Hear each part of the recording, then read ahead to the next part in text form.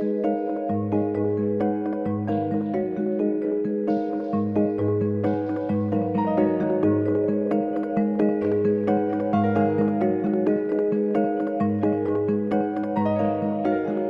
like Bureau of Engraving and Printing wants to move its facility from downtown DC to Powder Mill Road at the Beltsville Agricultural Research Center. What did council and residents have to say about that? Well, you probably could guess. If you guessed that most of them opposed it, you'd be right. As soon as an initial presentation was made at just this past Monday's work session on the topic, work session with the council, a motion was made by Mr. Roberts to oppose it. Even though the city council doesn't have any legal, say in that, but he voted that at least we should be on record as opposing it. And that was 6-1. And the one that felt that we should move forward at least a little was Lita Mack, who wanted to directly talk to both agencies involved, both the Agricultural Research Center as well as Bureau of Printing and Engraving. So. It sounds to me like on the federal side, money and momentum is kind of building on this. Kind of is. They have some rationale that aren't necessarily easily dismissed. It's not bad, their positions. So it would cost too much, we've reported before, it wasn't in this article, it cost too much to do much needed rehab of the facility downtown. That BARC itself, that property, those 100 acres haven't been used since the 1990s, and there's a lack of funding, so just to be able to support it, to put that property to use somehow. So to sell it off would redivert more research dollars instead of just maintaining empty buildings. So that's 20-some buildings that would be gotten rid of, and there's a term in there called brown ground, which I guess said something about how this is not just pure dirt, this is toxic dirt that they promised they would fix, right? That's right, known and unknown. It also said in the article, which, what does that mean? But the Bureau of Printing and Engraving would be responsible for that. Now, on the opposing side, what council members and citizens and residents who attended the meeting said, they pointed out environmental concerns, the ability of Beaver Dam Creek to handle all the waste water that would come from there, this is the loss of one last dark place. In other words, something that's completely as you can be, a mile from around here. It is fairly dark there, and so having a plant there would be gone. Plus all the extra traffic, the extra people, 800 employees. So, I got a little flyer dropped off at home, and it pointed out that this could be, if you let them start here, that expansion other projects might follow. Which I think is kind of interesting. I never thought of that until that little thing came out. Yeah, that's kind of, yes, that's probably true. Maybe a little fatalistic, I don't know. It's sort of the story of our world, of our country, and it's the story of Greenbelt. Greenbelt has valiantly, over its history stood up against zoning that made for a more dense population density, and for development that would disrupt our way of life. Right. So I think there are two sides to this, and the final version, the public version of the impact study is due to come out in April of 2021. So stakeholders will get to see a copy of it in 2020. So this is a wait and see issue. Yes, more to come. More to come. Great. County Council member and chair Todd Turner updated City Council on developments on the county level, and one of the things that really surprised me, and this would be, I guess, the first in the country, is a public-private partnership to build and maintain middle schools for 30 years. Yeah.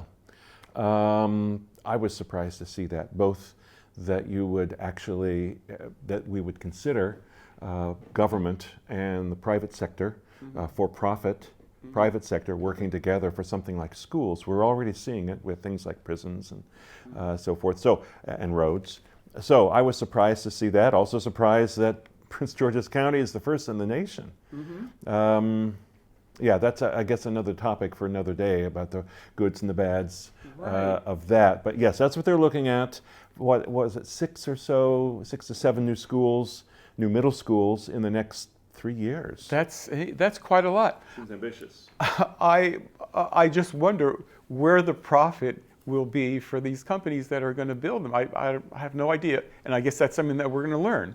Yeah, and yes, it's just speculation, but you know, too often I think for profit can mean you know, to emphasize the profit and de-emphasize the product. Less money goes into it. I'm in no position to judge, but the thought crosses my mind as I look at that. Right, and I know residents were also asking, please help Spring Hill Lake Elementary School. I'm not sure we got a great answer. No, we didn't. Yeah, lots of. It's in serious need of repair, and beyond that, our schools are overcrowded as well. And something you'll see in at least 2, if not 3 articles in this week's 24-page paper is Mr. Roberts commenting and sharing his concern about the proposed development, the coming development in Beltway Plaza that will bring in 2,500 to 3,000 more people. And so both city services, which was discussed, I guess that's discussed elsewhere in the paper, but also schools. You know, where will they go to school in already overcrowded schools? And Rodney raised the point, which was if developers come in, they need to contribute to those schools. But right now, that doesn't happen. Nope. And I think by law, they don't need to. They should. You know, by, I suppose, morally or ethically, if you want to use those words, but by law, they don't have to. Right, they're off the hook on that. Yeah. GHI had a city council candidate forum, and we sort of touched on this, but I guess we can go back over it again. And residents questioned candidates specifically about the growing number of residents in Greenbelt Station and Beltway Plaza, which could be 2,500 more people. Yeah, that's right. And again, we're just talking about city services. Just how does the city apportion funds? And by the way, I want to jump to another, to kind of answer that, jump to another part of the GHI candidate forum where one of the candidates, Bill Orleans, was directly asked how he would, what he would do with city finances. And he said, well, I need to study it more, but I think I would raise taxes. And Leader Mack said, I agree with that. So so that's one side of the funding question, the services question. The other side was voiced by Mayor Jordan, who said, well, what we need to do is make sure we're making the best use of the money we have, suggesting that there were, again, various economies and efficiencies and things that could be found in what we're already doing.